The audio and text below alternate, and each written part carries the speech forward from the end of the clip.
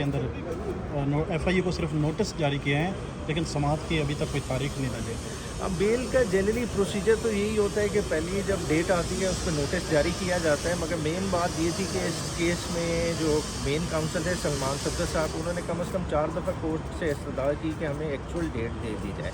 उन्होंने previous conduct का भी हवाला दिया कि FIA के वकीलों ने किस तरह से मुख्तलिफ ढीले बहानों से इस बेल को नीचे अल्तवा में रखा, जो आपके सबके सामने फिर जज साहब हफ्ते के लिए छुट्टी पे चले गए, तो उन सारी चीज़ों ने इस मामले को ऑलरेडी बहुत ज़्यादा डिले किया हुआ था। तो इसमें कोई कबाहत नहीं थी कि एक्चुअल डेट दे दी जाती, मगर चीफ जस्टिस साहब ने कहा कि हमारा ऑटोमेटिक एक प्रोसेस है, तो ऑटोमेटिकली आपकी नेक्स्ट वीक में बेल लग जाएगी। तो अब हम होप यही करते हैं कि नेक्स्ट वीक में जब लगेगी तो FIA कोई दोबारा से बहाना नहीं बनाएगी कि उन्हें ऑलरेडी नीचे सफिशेंट टाइम मिल चुका था। बेसिकली आर्गूमेंट्स तो वही हैं, कोई नई आर्गूमेंट्स तो आनी नहीं, मगर इस केस को मेरिट पे टेकअप होना चाहिए और जल्द अज जल्द डिसाइड होना चाहिए। नए चीफ जस्टिस काजी फाइल साहब आ गए, PTI के लिए कोई उनके लिए रिलीफ या केसेस के हवाले से कोई नरमी की तवक्को की जा रही है? बुनियादी तौर पे मुनसिफ बदलने से इंसाफ का मेयार बदलता तो नहीं है और होना भी ऐसे नहीं चाहिए। ज़ाहिर बात है शक व शुबहात वैसे लोगों के बारे में अराइज़ हो जाते हैं, मगर मेरे ख्याल से कि कुर्सी इतनी बड़ी है उस पर बैठने वाले इंसान एक प्रोसेस से गुजर के आते हैं, तो ये चीज़ें उस पर बैठ के मैटर नहीं करनी चाहिए और ना ही करेंगी। नवाज शरीफ वापस आएंगे, पता है आपको क्या केसेस के ऊपर?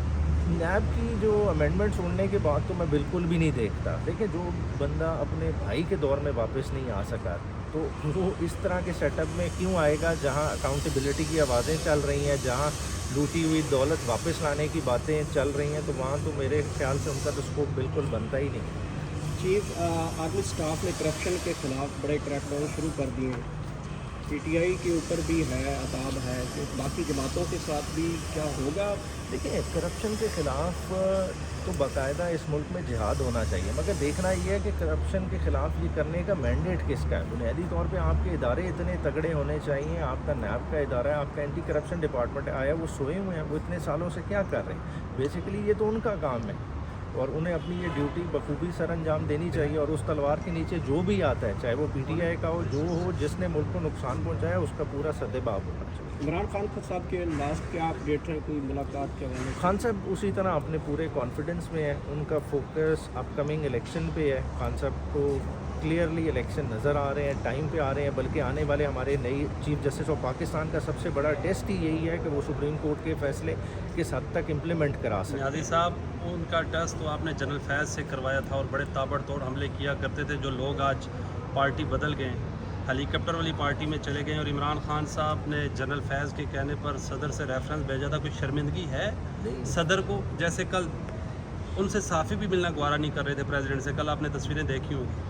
नहीं, आप जो बात कर रहे हैं ना, आप तो जनरल फैज़ के हवाले से बात है, आप बात करें खान साहब के हवाले से। जनरल फैज़ के तो हम नुमाइंदे नहीं है ना। गया था ना सर। नहीं, प्रेसिडेंशियल रेफरेंस था, बेसिकली कैबिनेट ने अप्रूवल दी थी। आप पूरा प्रोसीजर देखें ना, प्रेसिडेंशियल रेफरेंस ऐसे नहीं जाता, कोई एक बंदे की मंशा नहीं होती, तो पूरी अप्रूवल के साथ गया था। और बाद में खान साहब ने उस पर अपना रिट्रैक्ट भी किया था कि हाँ जी, ये एक गलती थी, नहीं करना चाहिए था। उस वक्त जो हुआ उसको ज़ाहिर बात है उन्होंने रिट्रैक्ट किया।